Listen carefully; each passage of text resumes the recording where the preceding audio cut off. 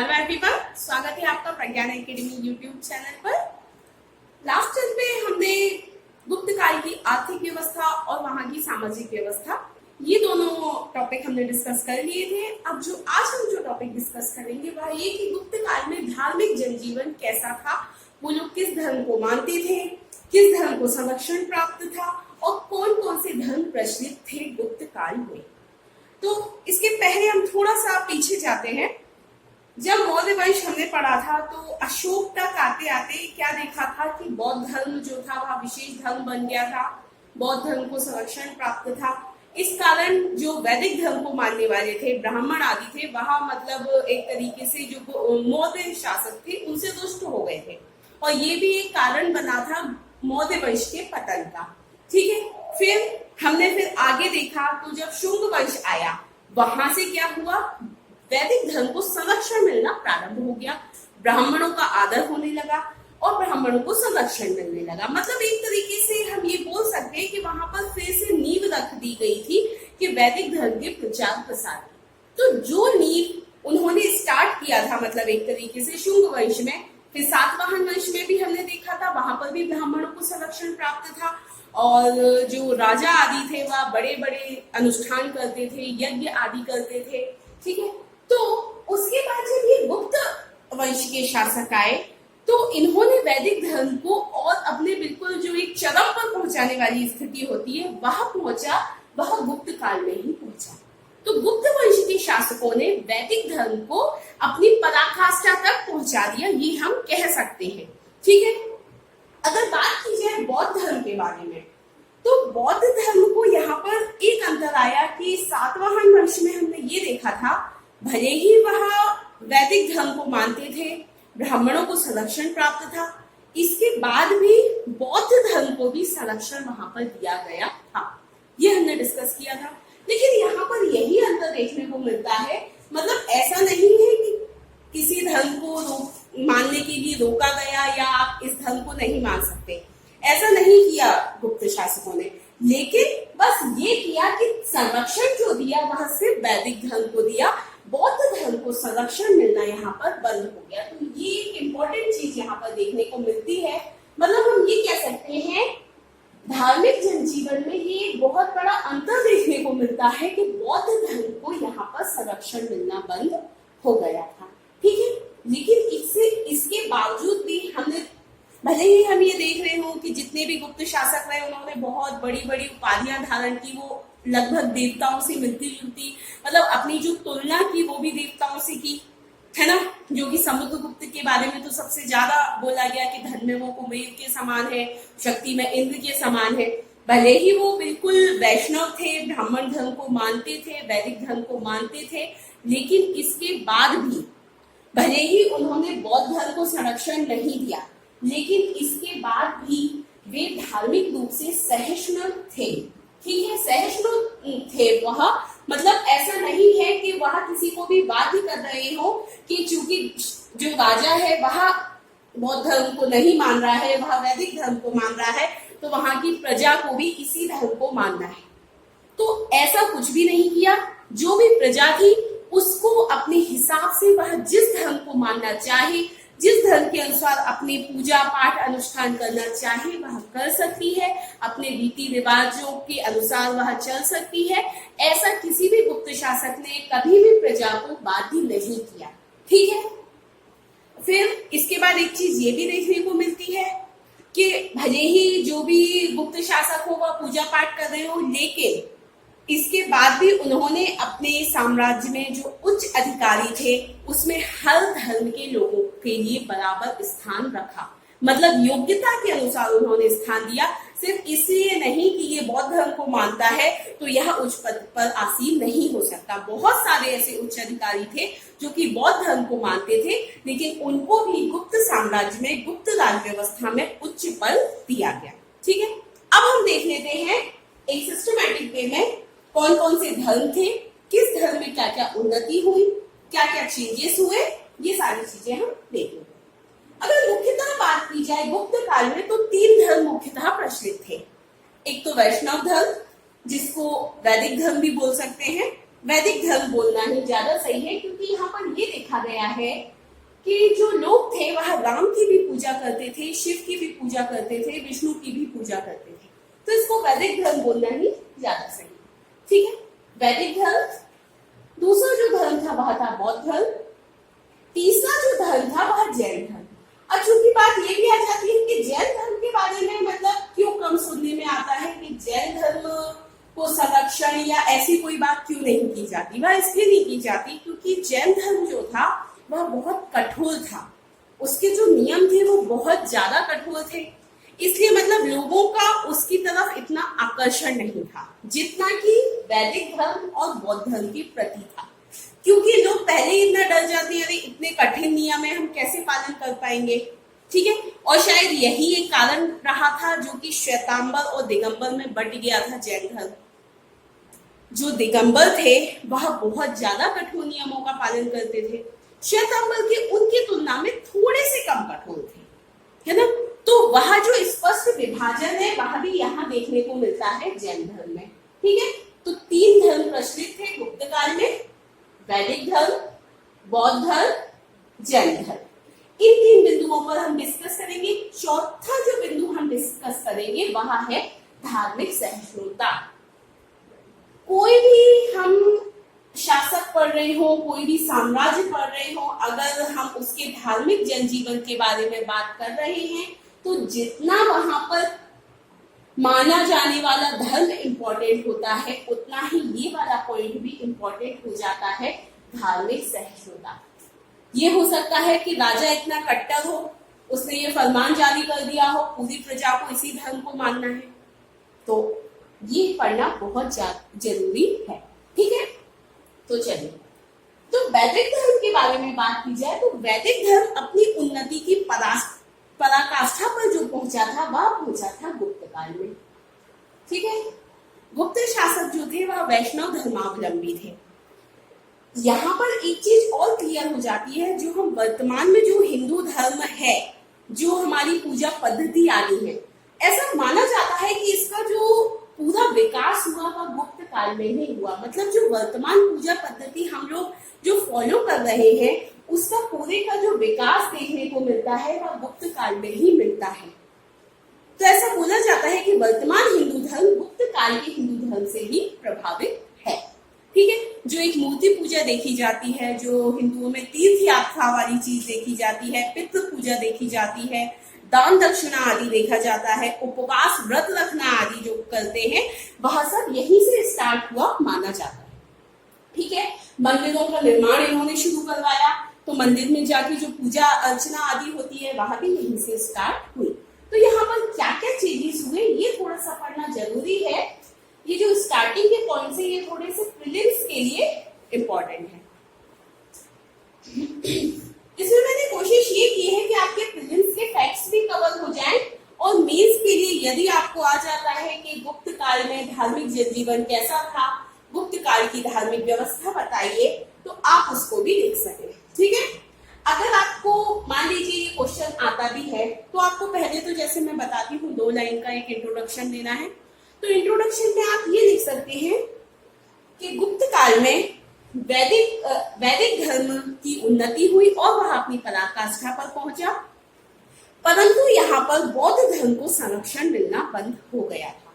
गुप्त काल के धार्मिक जनजीवन को हम निम्न बिंदुओं के द्वारा समझ सकते हैं, या फिर एक लाइन और ऐड कर सकते हो, गुप्त काल में मुख्यतः 3 धर्म प्रचलित थे, वैदिक, बौद्ध और जैन। इस तरीके से आप लिख सकते हैं, मतलब ये आपका एक इंट्रोडक्शन हो जाएगा। लेकिन अब इसमें ये बात भी हो जाती है कि इंट्रोडक्शन लिखना कितना बड़ा है, तो ये मैं आपको पहले भी बता चुकी हूँ। अगर आपका क्वेश्चन आता है 5 नंबर का तो आप 2 लाइन से ज्यादा इंट्रोडक्शन मत लिखिए, 2 मैक्सिमम हो तो 3। परंतु यदि क्वेश्चन आ जाता है 11 नंबर का तो डेफिनेटली आपको अच्छा थोड़ा सा 6-7 लाइन का इंट्रोडक्शन लिखना चाहिए, क्योंकि एक तो जो 5 नंबर का पहले होता था उसमें 100 शब्द में लिख सकते थे। अब आज की डेट में जो 5 नंबर, वो जो 6 नंबर का हुआ करता था 100 शब्द वाला, सॉरी, अब वो 6 नंबर वाले को कर दिया है 5 नंबर का, और उसकी शब्द सीमा कितनी कर दी है 50 शब्द। तो जस्ट आपको आधा लिखना है। पहले अगर आप 5 लाइन का इंट्रोडक्शन देते थे तो अब आप 2.5 लाइन का दीजिए, 2.5 नहीं तो 3 दे दीजिए, पर इससे बड़ा भी मत दीजिए, ठीक है? क्योंकि अगर आपने इंट्रोडक्शन में इतना लिख दिया तो फिर आप आगे आगे क्या लिखेंगे, ठीक है? तो इस तरीके से आप लिख सकते हैं। मतलब ये वरी करता है, इसीलिए मैं बोलती हूँ कि कभी भी क्वेश्चन को रटा मत कीजिए, उसको समझने की कोशिश किया कीजिए, ठीक है? चलिए, तो सबसे पहले हम वैदिक धर्म पढ़ रहे हैं। तो हमने क्या पढ़ा कि गुप्त शासक जो थे वह वैष्णव धर्मावलंबी थे, वैष्णव धर्मावलंबी थे, ठीक है? यहाँ से एक चीज और स्टार्ट हुई, जो त्रिदेव वाली जो पूजा हम बोलते हैं, देवों को जो मानते हैं, ब्रह्मा विष्णु महेश, इनकी पूजा त्रिदेव वाली जो एक संकल्पना है वह यहीं से स्टार्ट मानी जाती है। त्रिमूर्ति पूजा का प्रारंभ यहीं से माना जाता है। तो ब्रह्मा विष्णु महेश की पूजन प्रारंभ हुई, मतलब त्रिदेव की पूजन प्रारंभ हुई, ऐसा माना जाता है। जैसा कि मतलब जनरली भी सब मानते ही हिंदू धर्म में कि ब्रह्मा जी जो हैं वह सृष्टि की रचना करते हैं, सृष्टि का सृजन करते हैं। विष्णु जो हैं वह सृष्टि का पालन पोषण करने वाले देवता हैं, ठीक है? और महेश जो है वह संहार करने वाले देवता हैं, ठीक है? तो ये तीनों भगवानों की पूजा का प्रारंभ यहीं से हुआ। इसके बाद मूर्ति पूजा और ब्राह्मणीय धर्म के सामान्य लक्षण भी यहीं से देखने को मिल जाते हैं। मतलब जो मैंने आपको पहली स्टार्टिंग में बता दिया, जो आज जो ब्राह्मण धर्म या हिंदू धर्म है उसके जो सामान्य लक्षण है वह यहीं से दिखाई देना प्रारंभ हो जाते हैं। मूर्ति पूजा का प्रारंभ भी यहीं से स्टार्ट हो गया। फिर एक और संकल्पना यहाँ पर उसका भी विकास हुआ, अवतारवाद वाली संकल्पना का पूर्ण विकास यहाँ पर हो गया गुप्त काल में, ठीक है? इसके बाद नियमित पूजा पाठ, जैसे कि आज होता है, सुबह नहाया उसके बाद पूजा की, जो भी प्रचलन में है, जिस भी धर्म को मानते हो, ठीक है? जिसको मंदिर जाना है वो मंदिर जाता है। व्रत उपवास आदि जो भी होते हैं वह सब चीजें जो है वह यहीं से स्टार्ट हुई है। नियमित पूजा पाठ, तीर्थ यात्रा, दान प्रथा, यह इन सारी चीजों की स्टार्टिंग भी गुप्त काल से ही मानी जाती है, ठीक है? मतलब पहले तो ऐसा था कि जो पंडित आदि है बस वही कर रहे हैं, लेकिन यहाँ से ये है कि जो आम लोग भी हैं, जो वैदिक धर्म को मान रहे हैं, वे सब नियमित पूजा पाठ या तीर्थ यात्रा पर भी जाने लगे थे। जो भी तीर्थ स्थल आदि थे वहां पर भी जाकर पूजा करने लगे थे। दान प्रथा का विकास बहुत ज्यादा हुआ। दान दक्षिणा मतलब बहुत ज्यादा दान आदि दिया जाने लगा। धार्मिक अनुष्ठान बहुत ज्यादा होने लगे। हमने देखा बहुत सारे शासक हैं, उन्होंने यज्ञ आदि भी बहुत सारे करवाए। बलि प्रथा भी यहाँ पर बढ़ गई, है ना? तो इन सारी चीजों का बहुत ज्यादा विकास हुआ। फिर संध्या पूजन, उपासना, व्रत उपवास का भी महत्व बढ़ा। लोगों के मन में ये बात आई, मतलब व्रत उपवास वगैरह करेंगे तो ऐसा फल मिलेगा, तो ये सारी चीजों का भी यहाँ पर महत्व बढ़ गया, ठीक है? इसके बाद देव पूजा, पितृ पूजा, इनका भी प्रचलन शुरू हुआ, ठीक है? देव पूजा, पितृ पूजा का भी प्रचलन था। फिर इसके बाद इसमें एक और चीज दिखाई देती है, जब हमने चंद्रगुप्त द्वितीय पढ़ा था और समुद्रगुप्त पढ़ा था, तो उस समय की जो सिक्के मिले हैं तो उन पर क्या बना हुआ है? गरुड़ बने हुए हैं। तो गरुड़ को क्या बोलते हैं? जो भगवान विष्णु होते हैं उनके वाहन होते हैं, ठीक है? तो उस समय के सिक्कों में गरुड़ बना हुआ है, जो कि गुप्त काल में गुप्त वंश का राजकीय चिन्ह भी था, गुप्त साम्राज्य का राजकीय चिन्ह था। इससे भी पता चलता है कि कितना ज्यादा झुकाव रहा होगा वैदिक धर्म के प्रति। फिर एक जो बहुत इंपॉर्टेंट एग्जाम्पल है उस समय का, जो कि प्रीलिम्स के लिए बहुत ज्यादा महत्वपूर्ण है, देवगढ़, जो कि झांसी में है, झांसी के पास है। देवगढ़ का दशावतार मंदिर गुप्त कालीन वैष्णव धर्म का जो मंदिर है वह सबसे ज्यादा प्रसिद्ध है। यह मंदिर पंचायतन श्रेणी का है, ये भी ध्यान रखना है हमको, क्योंकि पूछा जाता है दशावतार मंदिर किस श्रेणी का है, ठीक है? एक तो ये भी पूछा जाता है कि दशावतार मंदिर कहाँ पर स्थित है, तो वो कहाँ पर है? देवगढ़ में। फिर दशावतार मंदिर किस काल से संबंधित है? तो गुप्त काल से संबंधित है। फिर दशावतार मंदिर किस श्रेणी का है? तो पंचायतन श्रेणी का है, ठीक है? इसके बाद जो गंगाधर अभिलेख है उसमें विष्णु भगवान को मधुसूदन कहा गया है, ये भी आपको ध्यान रखना है। प्रीलिम्स के मैंने 2-3 फैक्ट्स हैं जो मैंने नीचे ऐड कर दिए हैं, ठीक है? तो ये हमको इसमें क्या क्या पता चल गया?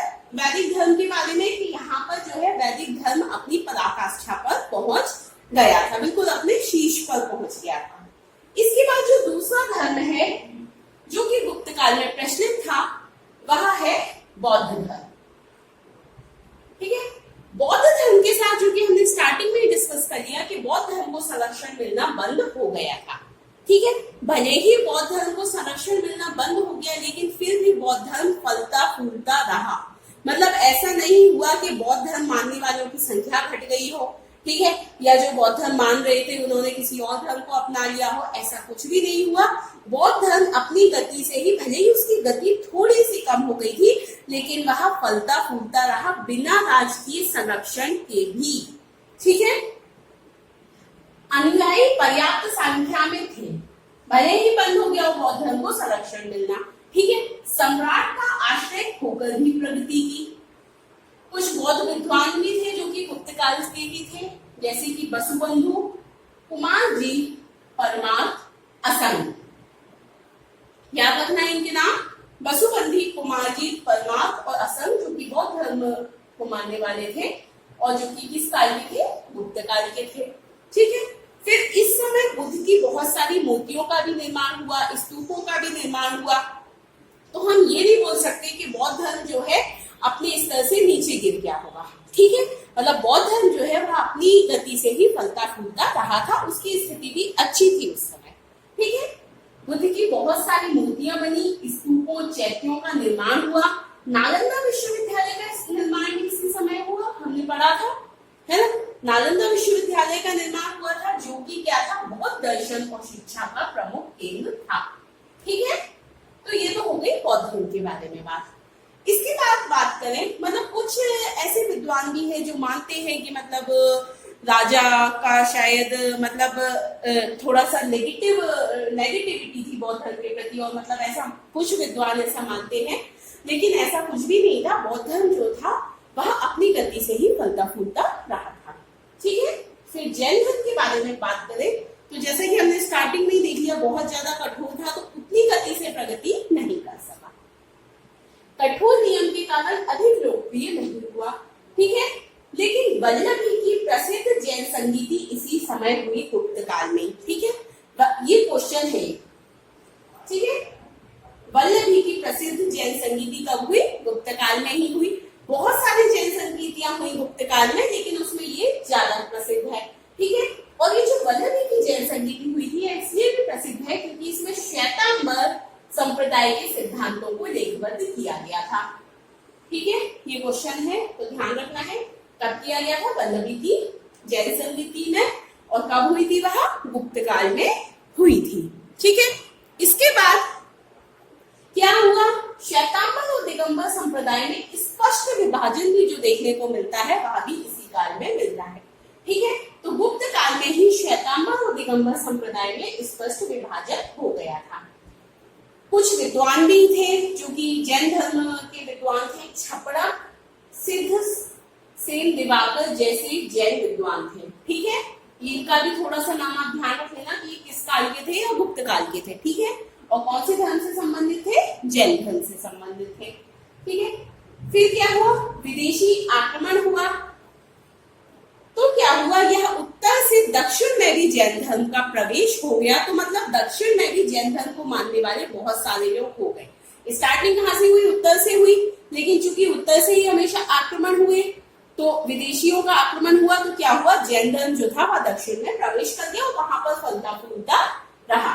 ठीक है, अब चूंकि उस समय हिंदू धर्म में पूजा पाठ, तीर्थ यात्रा आदि का प्रचलन बढ़ गया था, तो उसके प्रभाव के कारण जैन धर्म में भी ये प्रचलन बढ़ा। तीर्थ यात्रा आदि करते थे, ठीक है, पूजा पाठ का प्रचलन, तो इन सारी चीजों का प्रचलन जैन धर्म में भी बढ़ गया था हिंदू धर्म के प्रभाव के कारण। होता ही एक धर्म पर दूसरे धर्म का प्रभाव पड़ता है। जैसे कि बौद्ध धर्म में भी शुरू में मूर्ति पूजा आदि का विरोध किया गया था, लेकिन बाद में मिलते हैं बौद्ध मंदिर बहुत सारे, है ना, तो वह प्रभाव पड़ते हैं एक धर्म का दूसरे धर्म पर। अब जो कि सबसे इंपॉर्टेंट बात आ जाती है धार्मिक सहिष्णुता, जो कि मैंने आपको स्टार्टिंग में भी बताई कि गुप्त सम्राटों ने ब्राह्मण धर्म पूर्णतः अपना लिया था, वैदिक धर्म को पूर्णतः अपना लिया था, वे वैष्णव धर्म को मानने वाले थे, लेकिन इसके बावजूद भी उन्होंने किसी अन्य धर्म के प्रति कट्टर रवैया नहीं अपनाया। ठीक है, गुप्त सम्राटों ने ब्राह्मण धर्म पूर्णतः अपना लिया था और उन्हें अनेक प्रकार का प्रोत्साहन दिया। भले ही ब्राह्मणों को बहुत सारा प्रोत्साहन दिया, मतलब उनके लिए बहुत सारी व्यवस्थाएं की, भले ही ब्राह्मण धर्म को संरक्षण दिया, लेकिन उनकी धार्मिक नीति सहिष्णु थी। धार्मिक अत्याचार नहीं होते थे। धार्मिक अत्याचार जैसी कोई भी चीज नहीं होती थी उस समय। ठीक है, प्रत्येक व्यक्ति को अपना धर्म मानने की स्वतंत्रता थी। प्रत्येक व्यक्ति अपने धर्म को, वह जिस धर्म को चाहे उस धर्म को मान सकता था, उस पर कोई भी जोर नहीं था। ठीक है, राज्यों के उच्च पदों पर भी बौद्ध और जैन धर्म को मानने वाले लोग थे। मतलब ऐसा नहीं है कि राज्यसभा में ऐसी कोई व्यवस्था की गई हो कि नहीं, बस वैष्णव धर्म को मानने वाले या वैदिक धर्म को मानने वाले लोगों को ही उच्च पद दिया जाएगा और जो अन्य धर्मों को मानते हैं उन्हें नहीं दिया जाएगा। तो ऐसा कुछ भी नहीं था। बौद्ध और जैन धर्म को मानने वाले भी जो लोग थे उनको भी राज्यों के उच्च पदों पर आसीन किया गया था। सभी धर्मों का मतलब आदर किया जाता था गुप्त काल में। ठीक है, जैसा कि देखने को मिलता है कुमार गुप्त के पुत्र पुरु ने बौद्ध धर्म ग्रहण कर लिया था। तो जब मतलब राजा के घर में ही ऐसा हो रहा है तो उससे समझ में आ रहा है कि मतलब धार्मिक सहिष्णुता होगी, है ना। तो ये समझ में आया आपको कि 3 धर्म मुख्यतः प्रचलित थे, वैदिक धर्म, बौद्ध धर्म, जैन धर्म। ठीक है, जो गुप्त शासक थे वह वैदिक धर्म को मानते थे, लेकिन अन्य धर्मों के प्रति भी उदार थे। संरक्षण जो दिया था वह वैदिक धर्म को ही दिया था। बौद्ध धर्म को संरक्षण मिलना यहाँ पर बंद हो गया था। ठीक है, गुप्त शासक वैष्णव धर्मावलंबी थे। त्रिमूर्ति पूजा का प्रारंभ हो गया था यहाँ पर। ये सारी चीजें ठीक है, हम फिर से डिस्कस नहीं करते, है ना। तो ये आपका कंप्लीट हो गया है आज धार्मिक व्यवस्था। नेक्स्ट टाइम पे हम देखेंगे गुप्त काल की कला एवं संस्कृति और वहां पर शिक्षा, साहित्य आदि। उसके बाद हम पढ़ेंगे गुप्त काल को स्वर्ण काल क्यों कहा जाता है। ये बहुत इंपॉर्टेंट है मेंस के लिए, आपका ये क्वेश्चन है, तो मैं उसके लिए पूरा सेपरेट एक लेक्चर रखूंगी। फिर उसके बाद लास्ट आएगा गुप्त काल में गुप्त वंश के पतन के कारण। ठीक है, ओके, थैंक यू। ये थोड़ा लंबा चल रहा है गुप्त काल, क्योंकि मैं ये कोशिश कर रही हूँ कि आप लोगों को समझ में अच्छे से आए, क्योंकि सिर्फ मुझे वीडियो बना के नहीं डालने हैं कि मैं आपको बस प्रीलिम्स के लिए 5-6 फैक्ट्स डाल दूं और हो जाए। मतलब मेरी ये कोशिश रहती है कि आपको मेंस भी यहाँ पर कवर हो और मेंस पर थोड़ा मैं ज्यादा ध्यान देती हूँ। बट अगर आपको ऐसा है कि आपको सिर्फ प्रीलिम्स का है तो आप कमेंट करके बताइए, तो फिर मैं एक आध वीडियो उस हिसाब से भी डालूं। Okay, thank you.